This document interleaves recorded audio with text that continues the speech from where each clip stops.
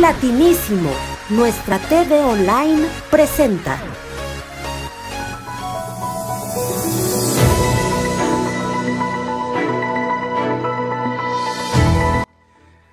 Muy bien amigos, aquí estamos una vez más. Muchísimas gracias por estar con nosotros a través de Latinísimo TV. Como de costumbre, les saluda Jimmy Alvarado. En este espacio estamos dando las gracias infinitas en primer lugar a Dios, seguido a usted, por estar pendiente de este espacio informativo Info Latina Noticias. Antes de dar inicio con las informaciones, le recordamos nuestras redes sociales. Nos encuentra como @Latinísimo TV en Facebook, en Twitter, en Telegram, en Instagram, en YouTube y en TikTok. Síganos, comparta, dele me gusta, comente. Todo lo que usted considere bien puede hacerlo.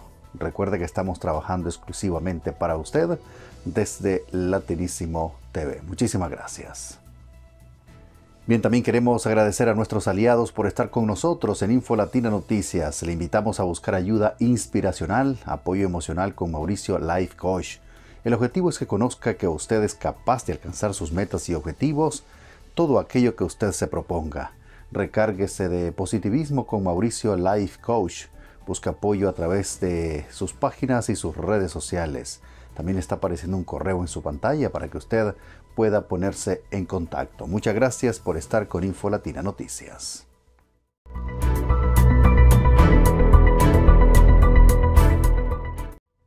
Vamos a dar inicio con las informaciones y en Francia el presidente Emmanuel Macron anunció nuevas restricciones, incluyendo el cierre de escuelas. El presidente francés indicó el pasado 31 de marzo que ante la presión de la ola de COVID-19 con variantes más contagiosas y letales, aumentaron a partir del 3 de abril las restricciones, sobre todo el movimiento en todo el país. Hay cierres de escuelas, desplazamientos no mayor a 10 kilómetros de acuerdo al lugar donde vive cada persona. Vamos a verlo sí con Claudia Olvera. Con los hospitales desbordados, Francia decidió aumentar las restricciones para intentar frenar la disparada tercera ola de COVID-19, que amenaza con empeorar en América y es la tercera causa de muerte en Estados Unidos, mientras la campaña de vacunación avanza lentamente en la mayor parte del mundo. El gobierno francés extenderá las medidas contra el COVID ya vigentes en 19 departamentos a todo el país. Durante 4 semanas, entre esas medidas, está el cierre de comercios no esenciales, salvo excepciones, y la prohibición de desplazarse a más de 10 kilómetros a la redonda. Por otro lado, las escuelas e institutos de secundaria cerrarán durante 3 semanas como mínimo, añadió Macron en un discurso televisado. Francia lucha para intentar frenar la tercera ola de la pandemia que ha puesto a los servicios sanitarios, en especial los de urgencias, al límite de su capacidad. Para ello, el gobierno aumentará el número de camas de cuidado intensivo hasta 10.000 unidades, en lugar de las 7.655 ya utilizadas en la actualidad, dijo Macron. El presidente francés, a la baja de los sondeos y que afronta las elecciones presidenciales el próximo año, admitió haber cometido errores en la gestión de la crisis. Para Infolatina, Claudia Olvera. Muchas gracias, Claudia. Mientras tanto, el laboratorio Servier fue condenado a 2,7 millones de euros en el caso Mediator. El grupo farmacéutico fue hallado responsable de engaño. Vamos a ver por qué. Más de 10 años después del estallido del sonado escándalo de Mediator, un medicamento considerado responsable de cientos de muertes, el Tribunal de París declaró a los laboratorios Servier culpables de engaño agravado y homicidio y lesiones involuntarias. A pesar de conocer los riesgos que conlleva desde hace muchos años, nunca tomaron las medidas necesarias y por tanto engañaron a los consumidores de Mediator, dijo la presidenta del tribunal, Silvia Duanis, al inicio de la lectura de la deliberación. El grupo farmacéutico fue condenado a pagar una multa de 2,7 millones de euros, pero fue absuelto del delito de fraude. Bien, vamos a seguir. La presidenta de uno de los principales sindicatos estudiantiles en Francia, la UNEF, reconoció la existencia de reuniones no mixtas en la que las víctimas de racismo comparten sus experiencias, aunque varios diputados, de derecha sobre todo, están pidiendo la disolución de este sindicato. Vamos a dejar que Claudia Olvera nos cuente mucho más. Las declaraciones de la presidenta del principal sindicato de estudiantes, UNEF, Melanie Lucet, habló sobre la existencia de reuniones no mixtas destinadas a las personas víctimas de racismo. Desataron una intensa polémica en la clase política francesa, ya que al ser preguntada por una periodista sobre si la UNEF, Unión Nacional de Estudiantes de Francia, organiza reuniones en las que los blancos están excluidos, la presidenta del histórico sindicato UNEF respondió que se organizan reuniones no mixtas para permitir que las personas afectadas por el racismo puedan expresar lo que sufren, aunque dejó claro que no se toma ninguna decisión en este marco. Esto es profundamente escandaloso, reaccionó al respecto el ministro francés de Educación, Jean Blanquer. Estamos en la República Francesa. La República Francesa se basa en principios que consideramos intangibles. No distinguimos a las personas por el color de su piel, precisó. Para Infolatina, Claudia Olvera. Muchas gracias, Claudia Olvera. Vamos a una pausa. Gracias por estar con nosotros en Infolatina Noticias. Tenemos mucho más cuando regresemos a través de Latinísimo TV. Ya es hora. Empieza la mañana, empieza la semana.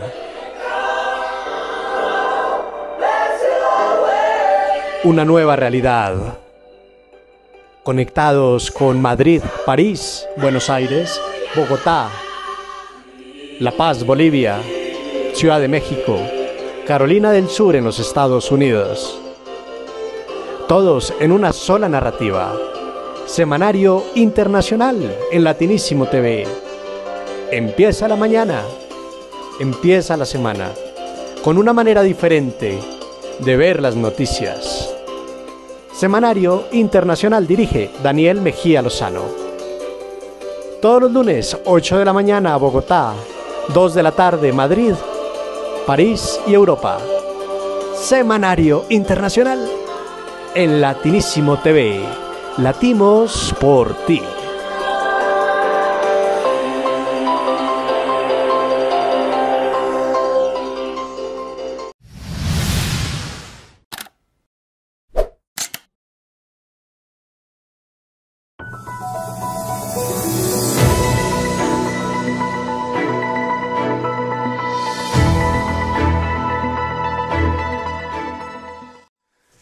Muchas gracias por estar con nosotros en Infolatina Noticias. Más información.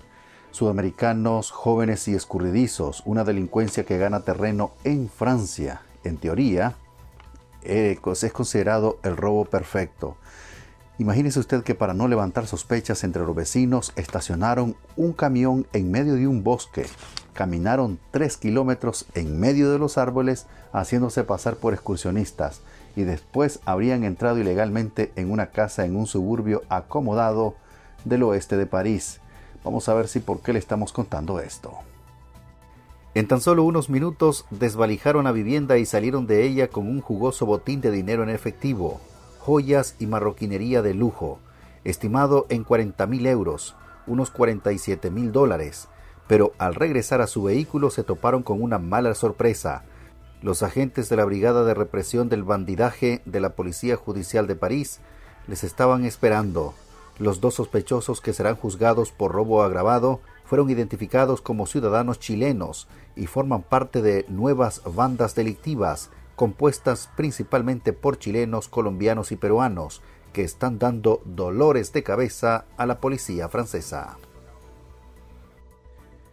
Muy bien, vamos a continuar. Bicicletas es la nueva revolución en la Francia. En París, sobre todo, la ciudad está apostando por los vehículos de 2 ruedas como la clave de la futura movilidad urbana.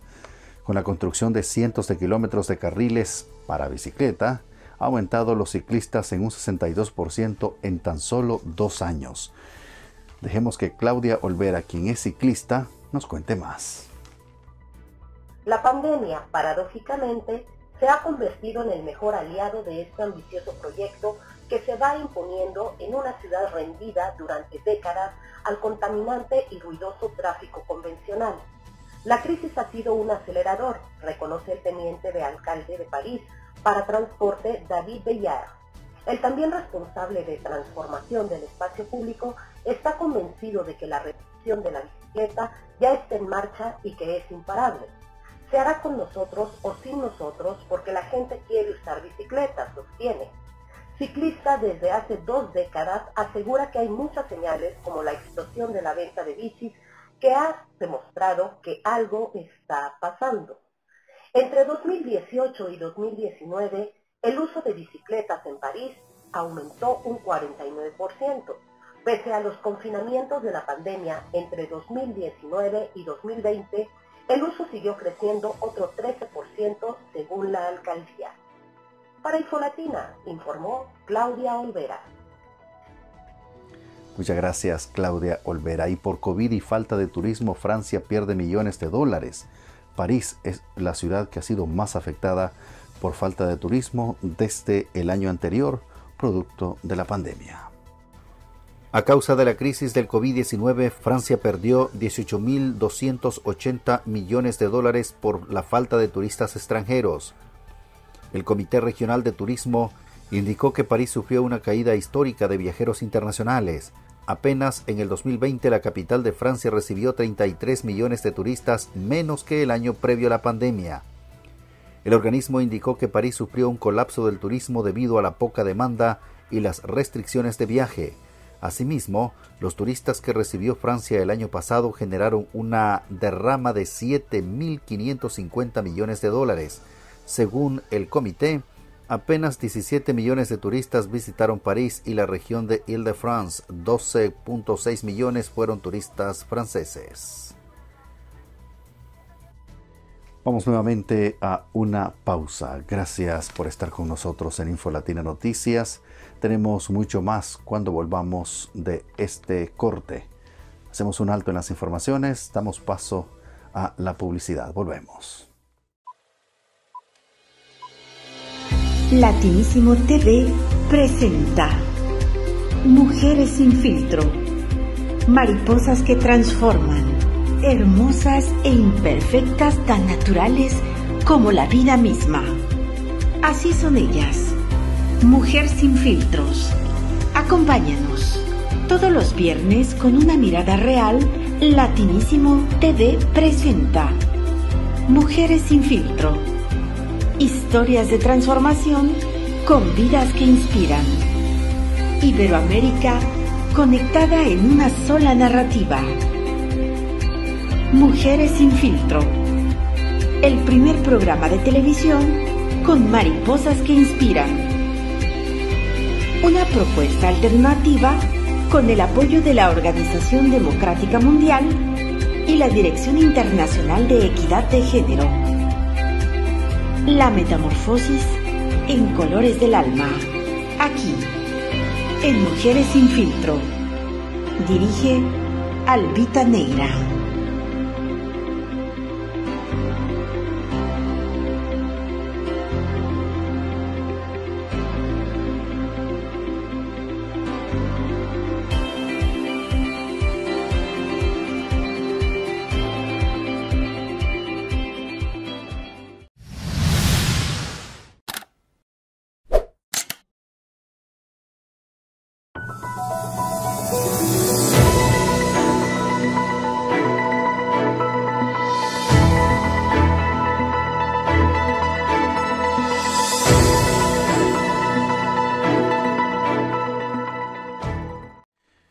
Vamos a continuar con información y el hermano del presidente de Honduras fue condenado a cadena perpetua por narcotráfico.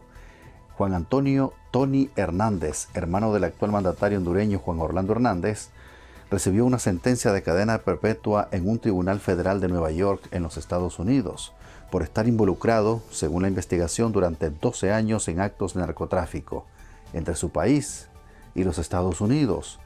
Lo están señalando también de más casos y aducen que el presidente actual, Juan Orlando Hernández, está implicado. Veamos.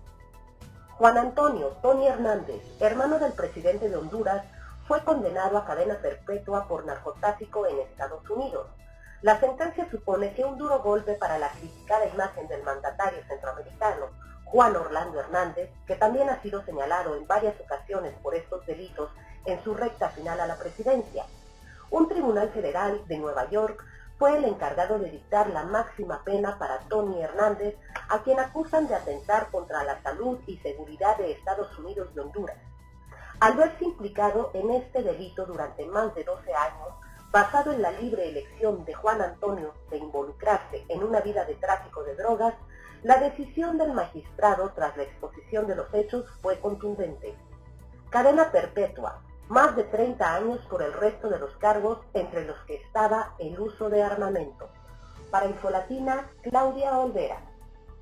Seguimos con mucha más. Para usted se amplía la crisis política en Brasil. 3 comandantes de las Fuerzas Armadas brasileñas presentaron su dimisión por desacuerdos con el gobierno de Jair Bolsonaro. Momentos después, el ministro de la Defensa anunció que los altos cargos serán reemplazados.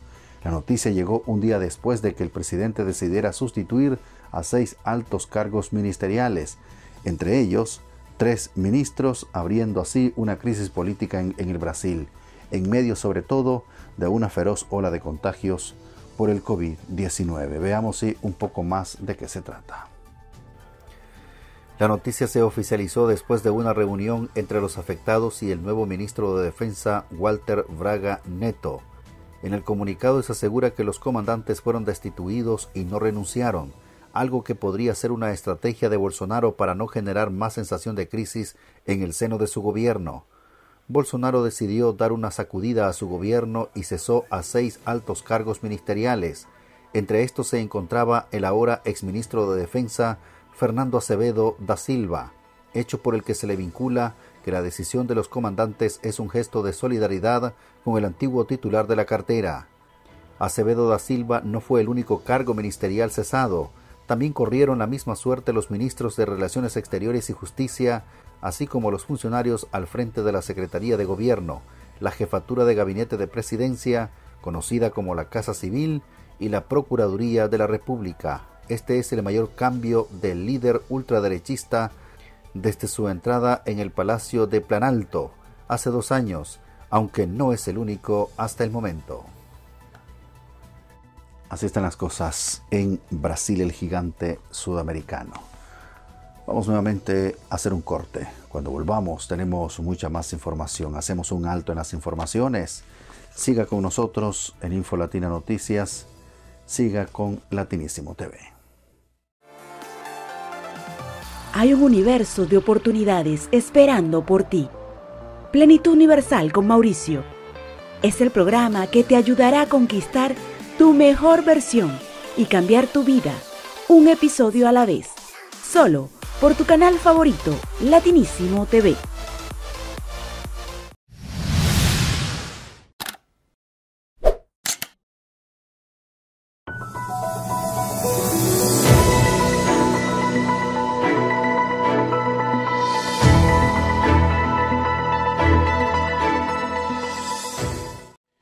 Continuamos en Londres. Todo vuelve más o menos a la normalidad.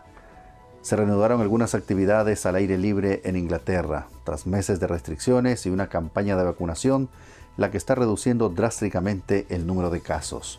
Hospitalizaciones y muertes también están reduciéndose, lo que están relacionados con el COVID-19. Claudia Olvera tiene más detalles. Después de tener una de las peores tasas de contagio y fallecimientos en Europa, Reino Unido llega a la última semana de marzo con menos nuevos casos y muertes que el promedio de la Unión Europea. Igualmente, un estudio publicado en las últimas horas por la Oficina Nacional de Estadística muestra que aproximadamente la mitad de la población de este país cuenta ya con anticuerpos contra el COVID, sea porque tuvieron el virus o por haber recibido la vacuna. Con estas positivas cifras, el gobierno continuó con su fase de desconfinamiento que permite la reunión de hasta 6 personas al aire libre y la práctica de todos los deportes, una medida que coincidió con las temperaturas más cálidas registradas en los 2 últimos días de marzo, en más de 50 años. En los parques de Londres, como el Hyde Park y Kingston, los residentes de la capital celebran la vida y la posibilidad de ver nuevamente a sus amigos. Para Infolatina, Claudia Olvera. Muchas gracias, Claudia. Mientras tanto, en Centroamérica hay repudio por muerte de una salvadoreña a manos de la policía mexicana en Tulum. 4 uniformados mexicanos fueron procesados por femicidio luego de que la salvadoreña, identificada preliminarmente como Victoria Esperanza Salazar, resultó muerta tras ser sometida durante un operativo policial en Tulum. ¿Dónde es Tulum? Veamos. Durante un operativo policial, la salvadoreña, identificada como Victoria Esperanza Salazar, de 36 años, fue detenida por agentes de la policía del municipio turístico de Tulum, ubicado en el estado de Quintana Roo, en el sureste de México. En videos grabados por transeúntes se puede ver cómo la mujer fue esposada y tirada al piso por uno de los agentes que, poco después, bloqueó su cuerpo con el peso de su rodilla hasta asfixiarla, y después de unos segundos se ve inmóvil.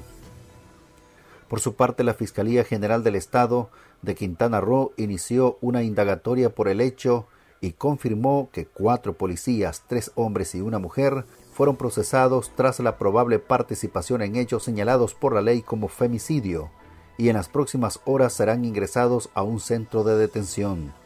Asociaciones feministas y de migrantes condenaron la muerte de la mujer y exigieron respuestas y justicia.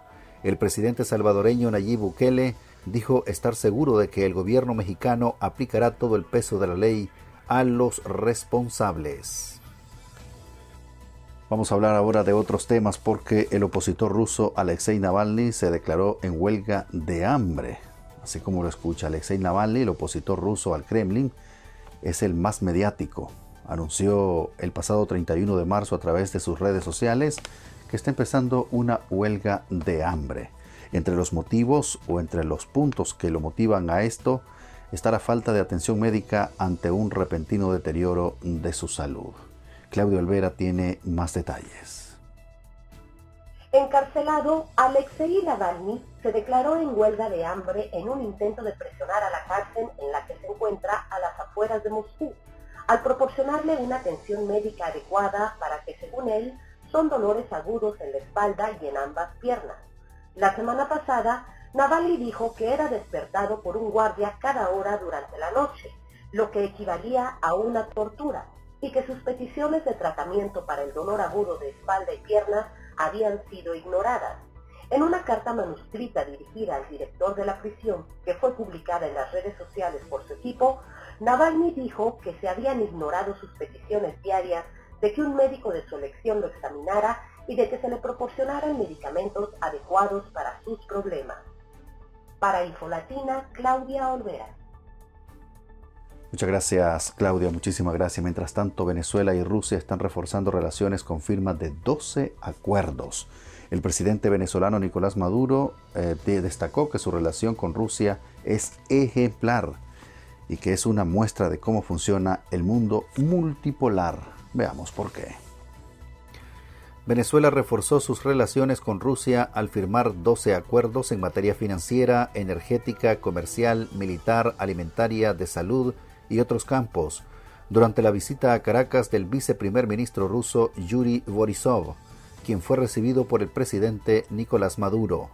Creo que esta reunión ha sido una de las mejores, la mejor reunión de la Comisión de Alto Nivel Rusia-Venezuela, dijo Maduro tras su encuentro con Borisov en el Palacio Presidencial de Miraflores, en la capital venezolana. El mandatario no ofreció detalles de estos acuerdos, pero se refirió al anuncio de Borisov de que su país hará todo lo posible por incrementar el suministro de vacunas anti-COVID a Venezuela, y le agradeció por ello. Maduro destacó que su relación con Rusia ha sido ejemplar y que es una muestra de cómo funciona el mundo multipolar. Bien, señores, antes de despedirnos vamos a dar a conocer algunas noticias. La vacuna contra el COVID-19 elaborada por la farmacéutica británica AstraZeneca junto a la Universidad de Oxford sigue implantando dudas en algunos países. Recientemente, el viernes, el regulador médico del Reino Unido informó sobre 30 casos de coágulos en la sangre entre los receptores de este antídoto, y este sábado informó que 7 de ellos murieron. De los 30 informes hasta el 24 de marzo, lamentablemente 7 han muerto, ratificó el organismo en un comunicado citado por la agencia francesa de prensa. Otra noticia de relevancia también: hace 100 días comenzó la vacunación contra el coronavirus en los primeros países latinoamericanos, y ahora muchas de esas naciones padecen la tercera ola de la pandemia. El proceso de inmunización en América Latina es uno de los más lentos del planeta, a excepción de Chile, que sin embargo se ha visto obligado a cerrar fronteras por un aumento en los contagios semanas después de flexibilizar algunas restricciones. En Brasil, Colombia, Ecuador y Uruguay también se dispararon los contagios. América Latina se aproxima a la tercera ola de la pandemia del COVID-19. La Organización Panamericana de la Salud, la OPS, está advirtiendo que en todo el continente americano la nueva fase de la emergencia sería más prolongada que las anteriores. Desde el 1 de enero del 2021 ha habido más de 19,7 millones de casos registrados en las Américas y se han perdido 475,000 personas en la región, lo que es equivalente a 1,000 aviones del tipo 747 totalmente llenos, aseguró la directora de la Organización Panamericana de la Salud, Clarice Etienne. También otros hechos que son noticia: los gobiernos de Estados Unidos e Irán informaron este recién pasado viernes que comenzarán conversaciones indirectas el próximo martes para tratar el posible regreso de Washington al acuerdo del programa nuclear iraní, cerca de 3 años después de que el entonces presidente Donald Trump retirara a su país de dicho acuerdo. También se discutirá la posibilidad de que Teherán vuelva a cumplir los términos del pacto. Aunque ambos países irán a Viena, en Austria, no se encontrarán directamente, sino que otras potencias que firmaron el documento en 2015 serán las intermediarias. También, durante la mañana del pasado viernes 2 de abril reciente, un tren de alta velocidad con casi 500 pasajeros a bordo se descarriló en la entrada de un túnel al colisionar con un camión. Producto de el accidente, murieron 48 personas y cientos de heridos resultaron. Se trata del siniestro ferroviario más letal que ha sufrido Taiwán en las últimas décadas. Decenas de pasajeros del 408 Taroko Express pudieron salir ilesos del accidente y esperaban la ayuda de los equipos de rescate después de que el tren de alta velocidad descarrilara parcialmente en un túnel en Taiwán. 48 fueron los fallecidos, varios atrapados entre los restos del vehículo y más de 60 heridos, según destacó el Servicio Nacional de los Bomberos. Mientras tanto, otro hecho que ha sido noticia: cerca de las 13 horas hora local del pasado viernes, un vehículo se llevó por delante una barricada que protege al Capitolio en los Estados Unidos y en su camino atropelló a 2 policías. Además, el sospechoso se bajó del automóvil con un cuchillo en mano y comenzó a correr hacia los oficiales, según confirmó en una rueda de prensa el Departamento de Policía del Capitolio. No respondió a los comandos verbales, dijo en conferencia de prensa Johananda Pittman, jefa interina de la policía en el Capitolio de los Estados Unidos. Pittman aseveró que el hombre alcanzó a apuñalar a uno de los agentes y que la policía respondió disparándole al sospechoso. Uno de los agentes heridos fue trasladado en vehículo policial al hospital y el otro fue remitido en ambulancia. Casi una hora después, el departamento policial confirmó que el uniformado William Evans, quien estuvo en las fuerzas durante 18 años, falleció tras el ataque. Las autoridades aseguraron que el sospechoso también murió cuando estaba siendo atendido en el centro clínico. 4 horas después del incidente, oficiales que hablaron con la agencia de noticias AP identificaron al conductor del vehículo como Noah Green, un joven de 25 años oriundo del estado de Indiana. Así están las cosas. Breve se lo hemos llevado, los principales acontecimientos a través de Info Latina Noticias. Muchas gracias. Jimmy Alvarado, a nombre de todo el equipo, le damos infinitas gracias. Si Dios lo permite, estaremos con usted en un próximo encuentro para llevarle a usted más hechos de relevancia en Europa, América y el resto del mundo. Si Dios lo permite, será hasta la próxima.